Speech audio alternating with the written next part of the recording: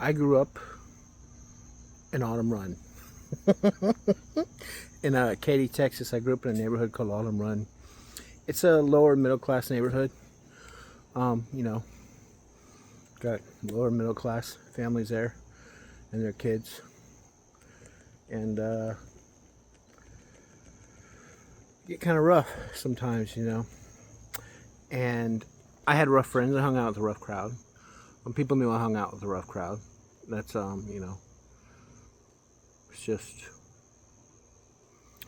what people knew about me. I was infamous in 3 cities. I would go around to different people's houses, and I would pick up on patterns that basically indicated that I get talked about a lot, and everyone knows who I am. Like everybody knows who I am. And so this creates feedback loops with rough crowds, that I'm kind of a bad guy and they're the bad guy. So, you know, now I'm challenging their place, so they basically want beef with me. And in all of this, around 2001, my brain started getting extremely sensitive to outcomes, where outcomes started looking like physical, bad outcomes started looking like almost like a physical object, like a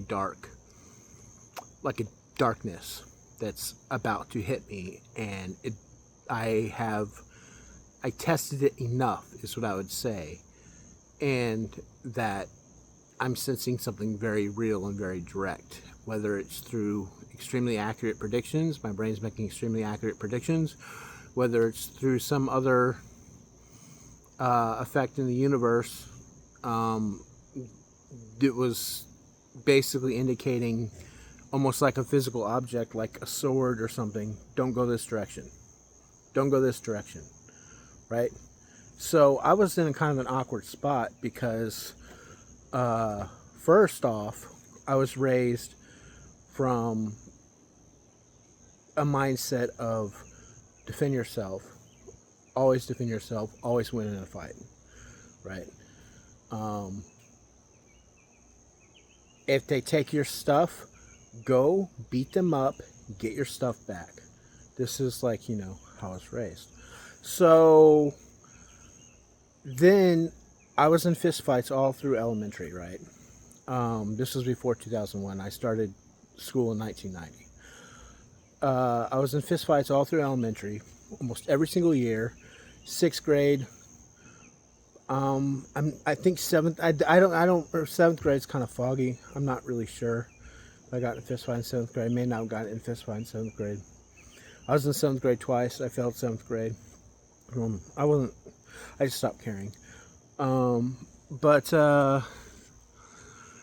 until basically my dad came home one day and says, stop getting into fights, you're making us look like white trash. So I was like, okay, I can't get in fights any longer. Well, what do I do? So I started getting into people's heads, is what I started doing. I started, basically there were already rumors circulating around me that were exaggerated and not true. Some of them kind of were. I'm going to admit there was a point in my life where I was turning into a complete psychopath. But I don't think people really understand the psychology behind that and how somewhat innocent it is. And from a neurological perspective, other people are confusing you quite a bit. Not that you should not take accountability for it, but there's physics involved in the situation. Taking accountability for it is part of the physics. You need to have that physics there for you and take accountability for your actions. And don't force other people to lead you down the wrong path by denying accountability. But people have what advice that they have, and they have what mental tools that they have, and there's physics involved, and it's just people are made that way by other people. They didn't have to be that way. It could have gone another way. So, but I made a promise when I was 8 to myself and to everyone in the car that I would never kill anyone, and that kicked in when basically someone came and said that they were raped by 3 boys in ski masks, and I was going to set up a trap for them, lure them out into the woods, and hang them, cut their man parts off and hang them by a tree and leave notes on it, is what I was planning to do. And I sat underneath the bridge for a while, about an hour or more, thinking, and just like this small point in my life between being that person and not being that person is like, it felt like realities just rushing in and going through one tiny little strand of hair that is a different path, and then rushing back out. That's what it felt like underneath the bridge. So I said, I made a promise, I'm not going to be this person. I remember why I made that promise. I remember why I made that promise because society, what I was thinking about in the car when I was 8 is that the military, government, police, homeowners, they all justify killing human beings under certain circumstances. And they call this the law, right? The problem is that within models for actions and outcomes, you don't have to kill them. What we're doing is we're making laws around vengeance and saying, we all agree that this is okay here, so this is okay here. And people can get very stuck there, and that can feel very real to them. But the reality is that they are justifying murder, is what the reality is. This is what I was thinking about when I was 8 and we was in a car. So we were like coming back from Casa Ole or something, and I said, I vow I'm never going to kill a man. And, that wasn't taken great by one of my parents. That was like, why are you vowing you never kill a man? Killing people, what, are you a killer? And then the other parent was like, he said he's never going to kill anyone. That's good. So that's what happened. And I was sitting underneath the bridge, and I was like, there's a reason I made that. I feel more strongly about keeping my vow, so I'm not going to be this person. And I just started funneling into alternative behaviors for warfare. And in 2001, which was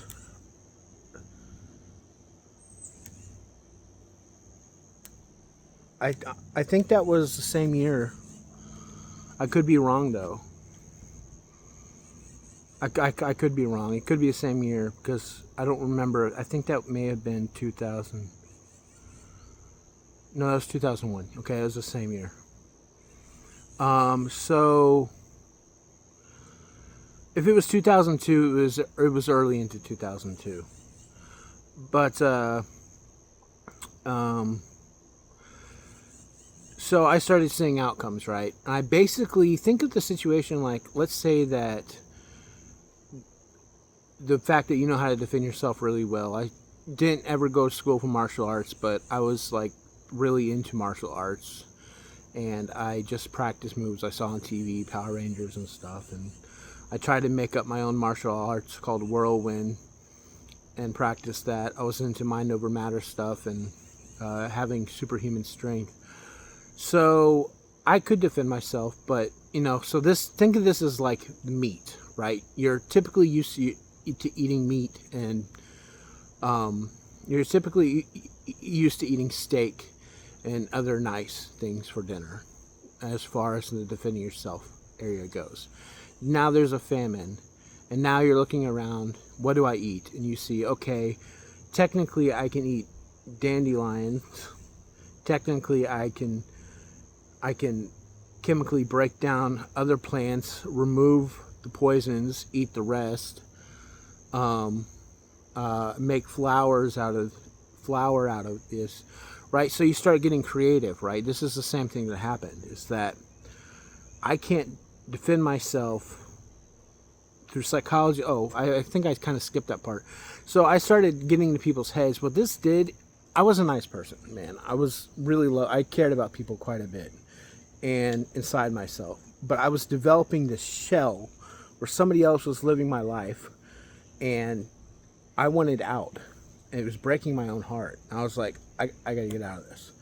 I gotta stop this. And other people were getting misled because of me.